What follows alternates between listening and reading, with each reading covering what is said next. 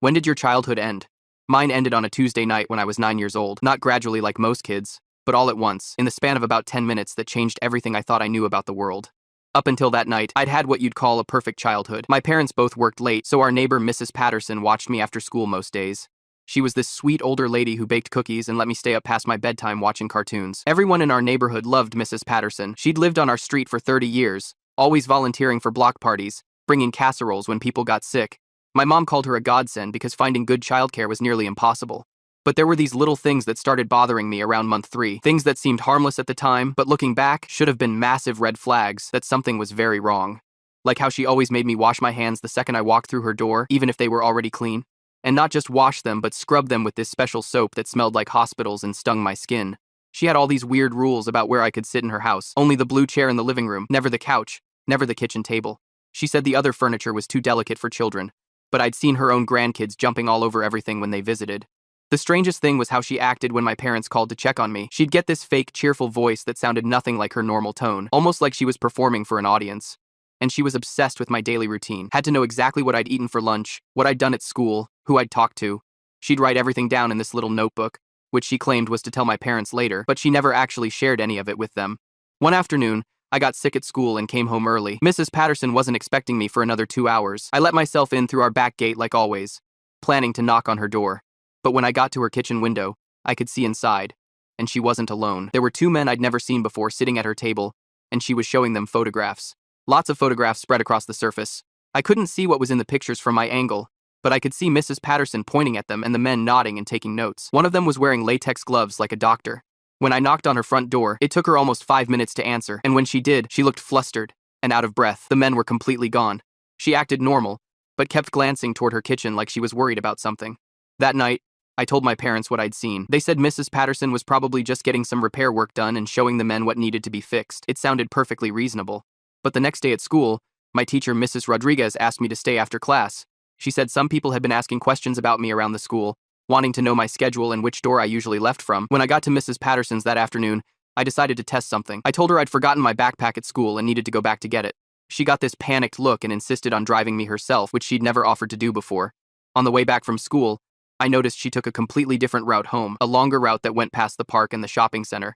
Like she was making sure we weren't being followed, or maybe making sure someone else could follow us. That night, instead of going straight to my room after my parents got home, I stayed up and listened to them talking in the kitchen. My mom was saying how grateful she was for Mrs. Patterson, how lucky we were to find someone so trustworthy and reliable. But then my dad said something that made my stomach drop. He mentioned he'd thought about getting a background check on her before we started the arrangement, but she'd been so highly recommended by neighbors that he'd decided it wasn't necessary. The next morning, I woke up early and looked out my bedroom window toward Mrs. Patterson's house. There was a white van parked in her driveway that I'd never seen before, and several men were loading boxes into the back of it. I got dressed quickly and snuck out through our backyard to get a closer look. That's when I saw what was really in those boxes, and I finally understood what Mrs. Patterson had actually been doing with me all those months. The boxes are full of photographs, hundreds of them, maybe thousands, spread across dozens of manila folders with dates written on the tabs. But they're not just any photographs, they're pictures of me. I freeze in place, my body going cold as I stare at the images. There I am, sleeping on Mrs. Patterson's couch, my mouth slightly open, completely unaware. Another shows me eating cookies at her kitchen table. There's one of me in her bathroom, washing my hands with that special soap. The realization hits me like a punch to the stomach. Every single photograph is of me, taken inside Mrs. Patterson's house. Some are from angles that don't make sense, from high corners of rooms or behind furniture places where no person could stand holding a camera. My hands shake as I reach for one of the folders. The men loading the boxes notice me in turn. They're wearing dark blue vests with yellow letters, FBI. One of them shouts something and starts moving toward me. I don't wait to hear what he's saying. I drop the folder, photographs spilling across the driveway, and run. My legs pump faster than they ever have before as I sprint back through our yard, through the gate, and into my house. Behind me, I hear car doors slamming and engines starting. "Mom! Dad!" I scream, bursting through our back door into the kitchen. My parents are both there, still in their pajamas, coffee mugs in hand. They look up, startled by my entrance and the panic in my voice. "What's wrong?" my mom asks, setting down her mug. "Why are you outside so early?" The words tumble out of me, fast and frantic. I tell them about the white van, the boxes, the photographs, about Mrs. Patterson and the men in her house yesterday, and how she'd been writing everything down in her notebook. My dad's face changes as I speak, his expression hardening into something I've never seen before. My mom's hands start to tremble so badly she has to set down her coffee mug. "Call the police," she tells my dad, her voice tight. Then she wraps her arms around me, holding me so tightly it almost hurts, but I don't mind. I want to be held right now. My dad grabs the phone, but before he can dial, there's a knock at our front door. We all freeze, staring at each other. Stay here, my dad says, his voice low and serious. He moves to the door, while my mom pulls me further into the kitchen, positioning herself between me and whatever's coming. I hear my dad talking to someone, his voice tense but controlled. Then he calls for us. It's okay, he says, though he doesn't sound convinced. It's the police. The next hour passes in a blur. Our living room fills with people, uniformed officers, men and women in suits showing badges, someone who says they're from child services. They ask me questions. So many questions. And I answer as best I can, describing everything I've noticed about Mrs. Patterson over the past few months. A tall man with gray hair and tired eyes introduces himself as Detective Morales. He sits across from me, my parents flanking me on the couch like guards. You're very brave, he tells me, his voice gentle but serious, and very observant. Most kids wouldn't have noticed the things you did. What was she doing? I ask, the question that's been burning inside me since I saw those photographs. Why did she have all those pictures of me? Detective Morales exchanges a look with my parents. My mom nods slightly, her hand tightening around mine. Mrs. Patterson, he says carefully, was part of a group of people who take children. They find kids they think nobody will miss right away, or whose disappearance might not raise immediate alarms, and they sell them. End quote. Like trafficking, my dad says, his voice cracking. Human trafficking. The word hangs in the air. Heavy and horrible. I've heard it before on the news, but never thought it could touch my life, my neighborhood, my safe little world. The men you saw yesterday, Detective Morales continues, were undercover agents. We've been watching Mrs. Patterson for weeks, after connecting her to several missing children cases. Those photographs were evidence she was gathering, documenting your routines, your behaviors, planning for when to. He stops, seeming to reconsider his words. For when to take me, I finish for him. My voice small. He nods grimly. The soap she made you use? We've sent it to our lab, but preliminary tests show it contained a mild sedative. Not enough to make you sleepy right away, but it would build up in your system, make you easier to control if she needed to move you quickly. My mom makes a strangled sound, pulling me closer to her side. She was planning to take me? I ask, though I already know the answer. Yes, Detective Morales says. Based on what we found in her home and the communications we've intercepted, she was planning to move within the next week or two. Your teacher, Mrs. Rodriguez, actually helped us. She reported suspicious men asking questions about you at school, which connected to another case we were working on. I think about Mrs. Patterson's notebook, how she wrote down everything I told her about school, about my friends, about which door I used to leave the building. I think about the fake, cheerful voice she used with my parents, how she'd been studying me all these months, planning to steal me away from everything I knew. We got her, Detective Morales says firmly, seeing the fear on my face. She's in custody, and so are several of her associates. You're safe now. But I don't feel safe. I don't think I'll ever feel safe again. The world I woke up to this morning isn't the same one I thought I knew yesterday. Mrs. Patterson, the sweet old lady who baked cookies and tucked me in when I was tired, had been planning to make me disappear. The special soap that stung my skin had been drugging me, slowly, methodically. The rules about where I could sit were to keep me visible to hidden cameras. My childhood ended that Tuesday night, but it wasn't just the 10 minutes that changed everything. It was the months of preparation I never saw, the danger hiding behind a grandmother's smile, the evil lurking just next door while my parents and I lived our lives, completely unaware of how close I came to vanishing forever.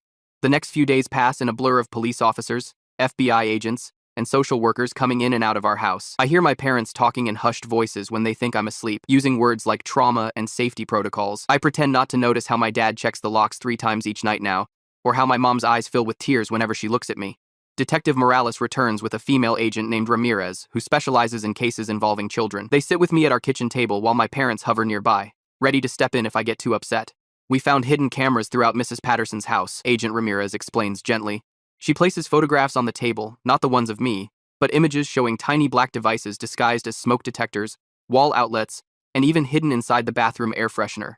That's why she never let me use certain rooms, I whisper, the realization making my stomach twist, and why I could only sit in the blue chair.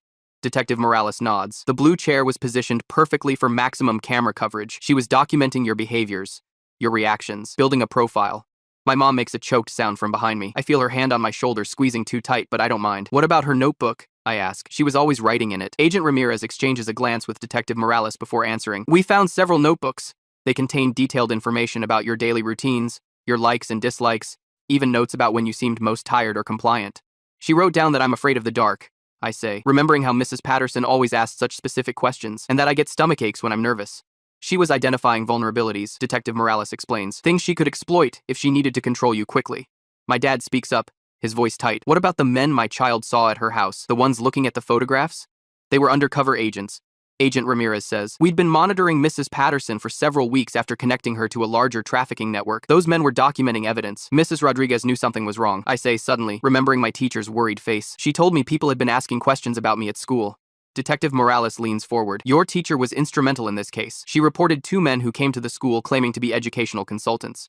They were asking specific questions about you and several other students, your schedules, which doors you used to exit the building, whether you walked home alone. Mrs. Rodriguez reported it to the principal. Agent Ramirez continues, who contacted us because of an alert we'd put out to schools in the area after the disappearance of another child 3 months ago. My parents exchange horrified glances. Other children? My mom asks. Her voice barely audible. Agent Ramirez hesitates before answering. We've confirmed 3 children have gone missing from neighboring communities over the past 18 months. All around your age, she adds, looking at me. All with working parents who needed after-school care. We've been investigating this trafficking ring for over a year, Detective Morales says. Mrs. Patterson appears to have been a scout, someone who identifies potential targets and gathers intelligence. My dad stands up suddenly, pacing across our kitchen. How did we not see this? Everyone in the neighborhood recommended her. She's lived here for 30 years. Those recommendations were largely fabricated, Agent Ramirez says quietly. We've interviewed several neighbors who claim they never actually used her services, but were pressured into providing references by Mrs. Patterson herself. That night, I wake up screaming. In my nightmare, Mrs. Patterson is standing over my bed, her wrinkled hands reaching for me, that fake, cheerful voice saying, "It's time to go on a little trip." My parents rush in, my mom gathering me into her arms while my dad checks the windows and closet. She can't hurt you, my mom whispers against my hair. She's locked up. You're safe. But I don't feel safe. I keep seeing her face, keep hearing her voice, keep feeling those hands that patted my head and gave me cookies that might have been drugged too. The next day, my parents take me to see Dr. Chen, a child psychologist with kind eyes and a voice that never rises above a gentle murmur. Your brain is trying to process what happened, she explains after I tell her about my nightmares. It's working through the fear of what almost happened to you. That's normal and healthy, even though it feels terrible right now. Will the nightmares ever stop? I ask. Yes, she says with such certainty that I almost believe her. But it will take time. Your brain needs to understand that you're safe now. When we get home, Agent Ramirez is waiting with new information. She asks to speak with my parents privately, but I refuse to leave. After what happened, I don't want to be kept in the dark about anything. We've been analyzing Mrs. Patterson's computer and phone records, she tells us. She was communicating with at least 7 other individuals involved in this trafficking operation. We've identified 4 so far. What about her grandchildren? I ask suddenly, remembering the kids who occasionally visited. The ones who were allowed to jump on the furniture when I couldn't. The room goes silent. Agent Ramirez looks at my parents, and something passes between them, a silent communication that makes my stomach drop. They weren't her grandchildren, Agent Ramirez finally says. Based on our investigation, we believe they were children being temporarily held by the network. Mrs. Patterson was assessing them, determining their value and compliance level before they were transported elsewhere. My mom makes a sound like she's been punched. My dad's face goes completely white. Where are they now? I ask, my voice small. We're looking for them, Agent Ramirez says, and I can tell by the way her eyes shift away that she doesn't have good news. We're doing everything we can. That night, I overhear my parents talking in their bedroom, my mom crying as she says, "It could have been our baby. She was going to take our baby." My dad's voice breaks as he responds, I know, but she didn't. We got lucky." I don't feel lucky. I feel like the world has tilted on its axis, revealing monsters hiding in plain sight. Mrs. Patterson wasn't just a neighbor or a babysitter. She was a predator who spent months studying me, preparing to steal me away from everything I knew and loved. And the scariest part is how good she was at hiding it behind cookies and stories and that grandmotherly smile that never quite reached her eyes. The FBI office is nothing like I imagined. Instead of the sleek, high-tech rooms from TV shows, I'm sitting in what looks like a regular conference room with beige walls and uncomfortable chairs. Agent Ramirez sits beside me while my parents wait anxiously in the hallway. They wanted to be in here with me, but the agents explained that my reactions might be more genuine if I wasn't worried about upsetting them. "You're doing great," Agent Ramirez says, her voice calm and steady. "We're going to show you some photographs of men who might have been associated with Mrs. Patterson. All you need to do is tell us if you recognize any of them." I nod, my hands fidgeting in my lap. The door opens and Detective Morales walks in with a folder. He places 6 photographs on the table in front of me, arranging them in a neat row. "Take your time," he says. I look at each face carefully. The first 4 men are strangers. I've never seen them before. But when I reach the 5th photograph, my stomach drops. "That's him," I whisper, pointing at the man with gray hair and thick-rimmed glasses. He came to Mrs. Patterson's house at least once a week. She called him her nephew, but they never really acted like family. Detective Morales and Agent Ramirez exchange a glance. "Are you sure?" Agent Ramirez asks. "Yes, he always brought her groceries in those fancy paper bags from the expensive store across town. And I hesitate, remembering something that hadn't seemed important before. He was the one who brought the special soap. I saw him give her a new bottle once when I was getting my backpack." Detective Morales slides the photograph into a separate folder. "This is very helpful. You're doing exactly what we need." I stare at the table, a question burning inside me. Did he know about what she was going to do to me? "We believe he was heavily involved in the organization," Agent Ramirez says carefully. "He wasn't just bringing groceries, Ethan. He was checking on Mrs. Patterson's progress with you." The thought makes me feel sick. All those times he'd smiled at me, asked about school, commented on how much I was growing. He'd been evaluating me like merchandise. 3 days later, my mom gets a call that makes her face go pale. She covers the phone with her hand and whispers something to my dad that I can't hear. They both look at me with that worried expression. I've come to hate the one that means they're trying to decide how much to tell me. What is it? I ask, already knowing it has something to do with Mrs. Patterson. My dad sits next to me on the couch. Mrs. Patterson has requested to speak with you. From jail, my voice cracks on the last word. Yes, my mom says, sitting on my other side. She says she wants to explain herself to you, but you don't have to do this, sweetheart. No one would expect you to. But I know immediately that I want to go, need to go. The nightmares won't stop until I understand why me, why our family, why she pretended to care about me while planning to steal me away. I want to talk to her, I say firmly. My parents argue against it that night, their voices carrying through the walls as I pretend to sleep. My mom thinks it will traumatize me further. My dad worries Mrs. Patterson might say something to manipulate me. But in the end, they agree to let me make this choice. The juvenile detention center where they're holding Mrs. Patterson looks like a hospital from the outside. Agent Ramirez meets us in the parking lot, explaining the rules. I'll speak to Mrs. Patterson through protective glass. There will be guards and agents present at all times, and we can leave whenever I want. You're in control here, she reminds me. Not her. The visiting room is small and cold. One wall is made entirely of thick glass with a metal counter running along the bottom. There's a phone receiver on our side that connects to one on the other side.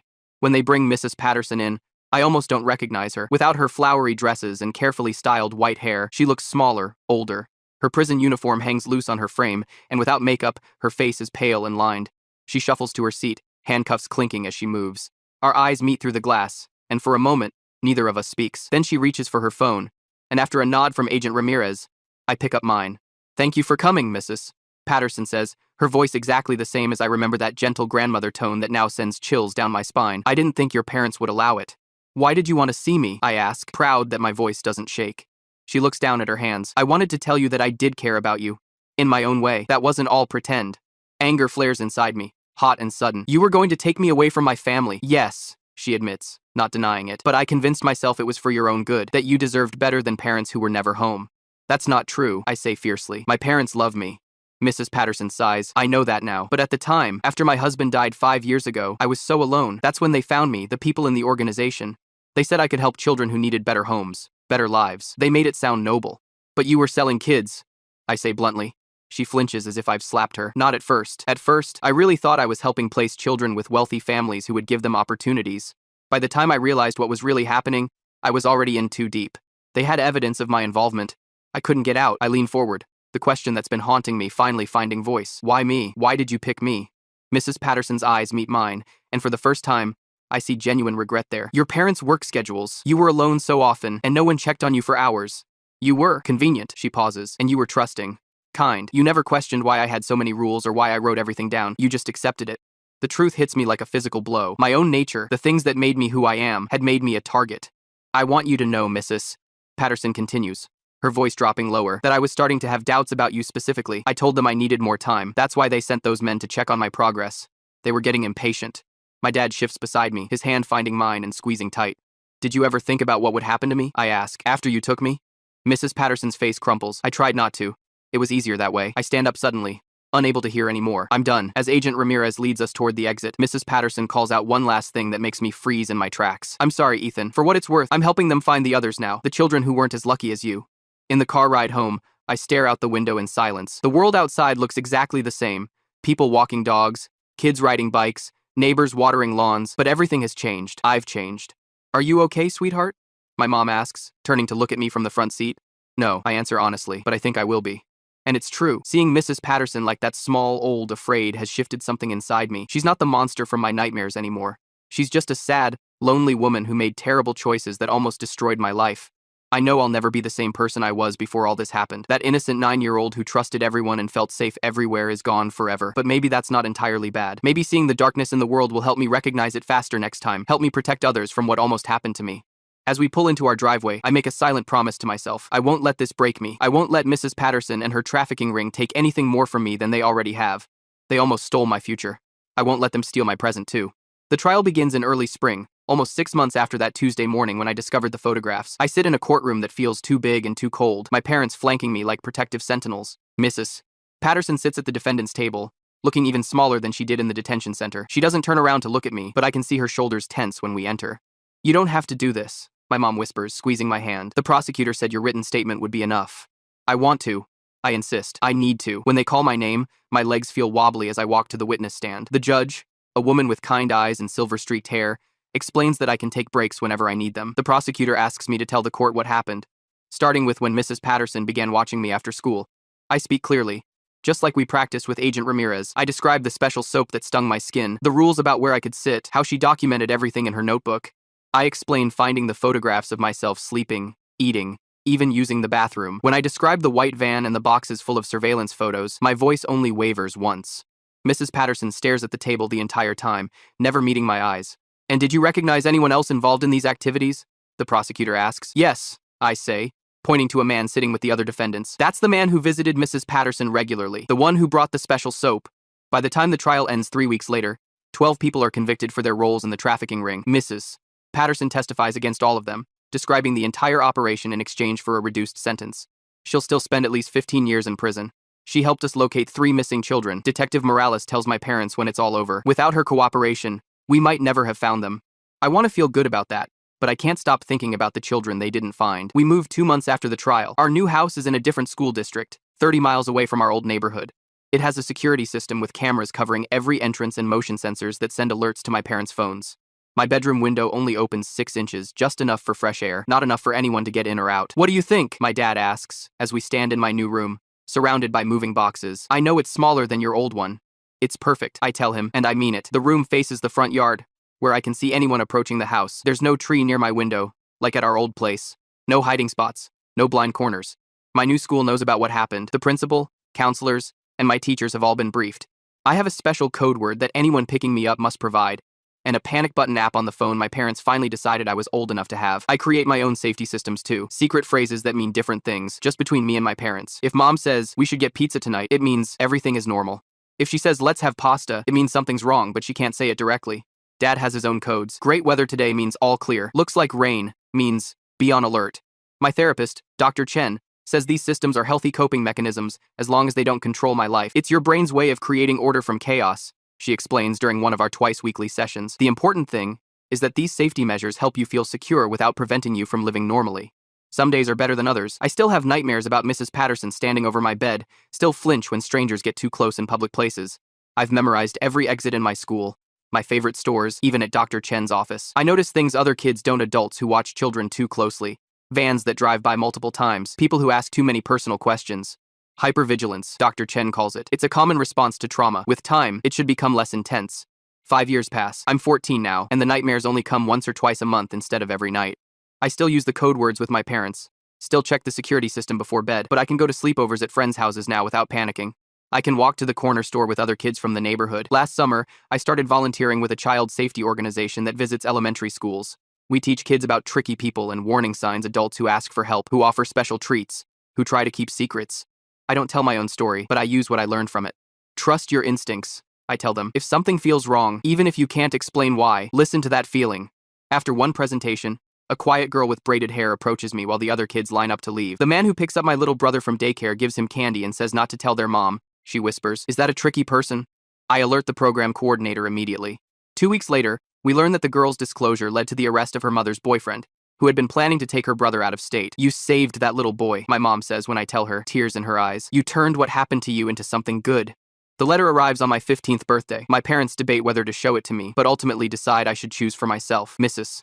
Patterson died in prison from cancer, and her last request was that I receive her final message. You don't have to read it, my dad says, placing the envelope on the kitchen table. We can throw it away right now. I stare at my name written in that familiar handwriting, the same handwriting that documented my every move, my fears, my vulnerabilities, in that notebook years ago. I want to read it, I decide. The letter is short. She apologizes for the trauma she caused me, explains that her actions were inexcusable regardless of her circumstances. She writes that she spent her final years helping authorities identify other trafficking networks across the country. The last line reads, I hope someday you find peace in a world that failed to protect you. You deserved better than what I almost did to you. I fold the letter carefully and put it back in the envelope. Are you okay? My mom asks, watching me closely. Yes, I say, and I'm surprised to realize it's true. She doesn't have power over me anymore. On my 16th birthday, my parents take me to dinner at my favorite restaurant. After dessert, my dad clears his throat, looking unusually serious. We want to tell you something, he says. Something we've never fully explained about. What happened? My mom reaches across the table for my hand. The FBI told us how close it was. Mrs. Patterson had already arranged for you to be taken the following week. The van was scheduled. The buyers, her voice breaks. The buyers had already paid a deposit. If you hadn't noticed those men that day, if you hadn't seen the boxes, my dad can't finish the sentence. We would have come home to an empty house, my mom whispers. And the statistics for finding children after the first 48 hours. I squeeze her hand. But you didn't. I'm here. I'm safe. That night, lying in bed, I think about how different my life could have been. How one moment of curiosity peeking through Mrs. Patterson's kitchen window when I saw those men changed everything. How easily I could have disappeared without a trace. I understand now what my childhood self couldn't fully grasp. I understand that evil doesn't always look like monsters in the dark. Sometimes it looks like a grandmother with cookies and bedtime stories. Sometimes it hides behind smiles and special soap and rules that seem strange but harmless. I'm not the same person I was before that Tuesday morning when I saw those photographs. I never will be. But I'm alive, and I'm helping other children stay safe, and maybe that's the best revenge against people like Mrs. Patterson and her trafficking ring. They tried to make me a victim. Instead, they made me a survivor.